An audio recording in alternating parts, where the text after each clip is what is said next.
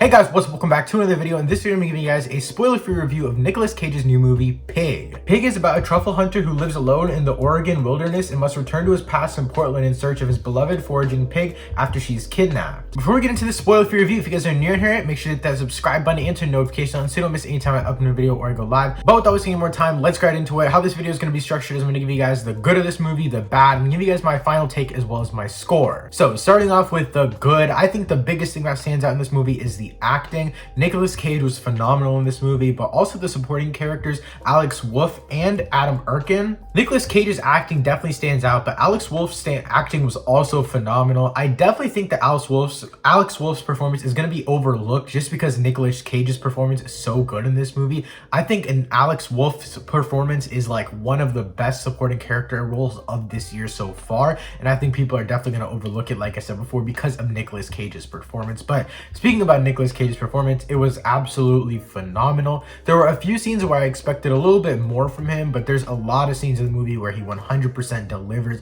and I think the biggest reason for that is the writing, which I think is another thing that's absolutely perfect in this movie. The dialogue in this movie is slow, but it's still super intriguing, and I think that's what I like most about it. I think that if a movie was really slow the entire time, I wouldn't really be into it, but this one really proved me wrong. At first I was like, there's no way I'm getting through this, but I really did enjoy it. And I think the main reason for that is because the dialogue, though yes, it was obviously very slow, it felt like they were giving me just enough pieces for me to keep watching, and that's what I really enjoyed about it. I also think the writing in this movie is super unique in the fact that there's not much dialogue for the main character, Nicolas Cage's character Rob. There's still obviously dialogue because he's the main character, that's what this movie is centered around, but his character is not a talkative type, and that's what I really like about it. And the no dialogue or little dialogue really revolves around Rob's character, and I think that's why I'm fine with it being super slow, because obviously when your main character doesn't talk that much, it's really hard for them to convey emotion. But going back to Nicolas Cage's acting, it's phenomenal, so you can convey emotion just through his face. So there is a dialogue scene between a chef and Rob is a chef that used to work in Portland, like I said before in the synopsis of this movie. But I think whenever this scene happens, it's about halfway through the movie,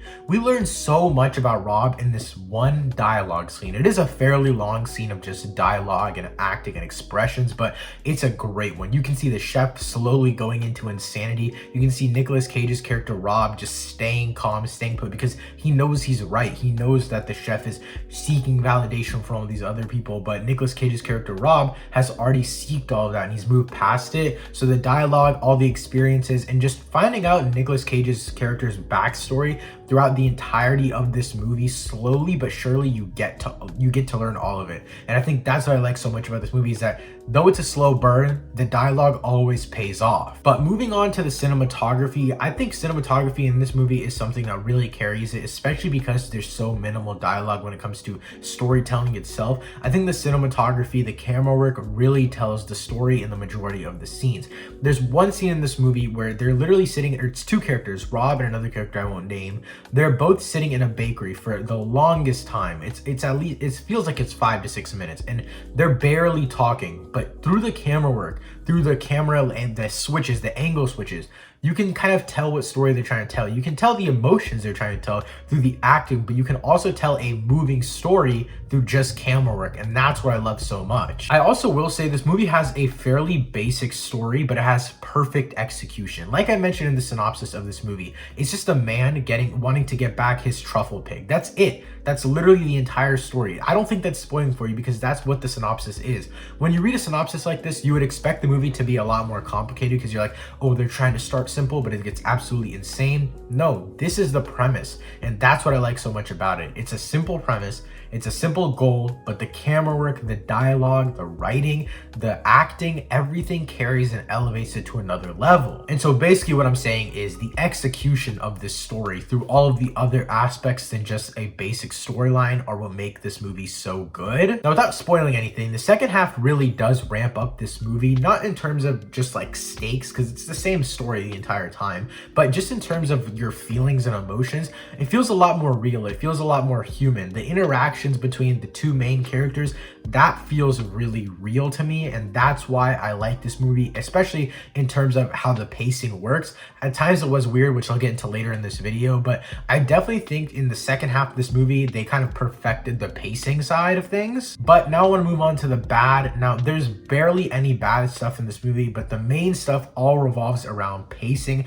I will say the first half of this movie is fairly boring if you don't like slow movies. Personally, I don't like slow movies. I thought the first half was still intriguing, like I said before, because of just the tidbits of information they were giving to the audience, but I definitely think that it's a lot more boring compared to the second half. Also, the second half feels more human. It feels like it has more emotions. So sitting through the first half might be a pain for some people, but definitely stick through it. It's definitely worth it. And also finally, and probably the biggest one, is that we have no real connection to the relationship between Rob and the pig. I think this is probably the biggest one, and this is the biggest thing I've been seeing through critics and everything. We really have no connection. We have no care for the relationship between Rob and the pig. We see throughout the movie how Rob is without the pig, and so that kind of makes us feel more sympathy for his relationship with the pig. But overall, I don't really care necessarily for the pig as much as I do just Rob's sanity. So my final take for this movie is that I went in expecting a dark thriller revenge story, but I got something even better. A soulful character story about how people can find happiness in the hectic world we live in.